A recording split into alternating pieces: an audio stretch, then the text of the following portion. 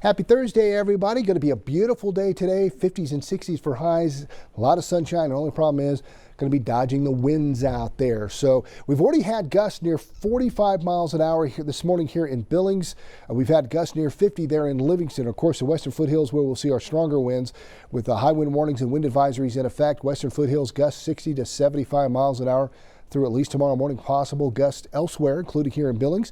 30, 40 miles an hour, if not stronger. In fact, let's go ahead and just drill down a little bit deeper here. That high wind warning in effect until 8 a.m. tomorrow morning, with gusts 60 to 70 miles an hour possible.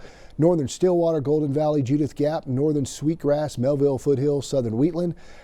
Till 8 p.m. tonight, Cody Foothills could have gusts up to about 65 miles an hour. Also until tomorrow morning, high wind warning in effect for portions of central and north central Montana, including higher elevations of Mark County, where we can see gusts up to 65 miles an hour.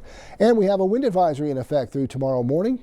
Gusts 60 to 70 miles an hour out of the southwest for the Beartooth Foothills and Livingston area. And remember, the rest of us across the plains, including Billings, gusts 30, 40 miles an hour, if not stronger, through at least tomorrow morning. High pressure keeping it dry, so beautiful day today with highs in the 50s and 60s. But by Friday night to Saturday, Clipper system coming in could give us some snow to the north and east of Yellowstone County, maybe upwards of an inch of snow and cooler temperatures, but then we'll warm back up and dry out. Today, outside of the winds, going to be a gorgeous day.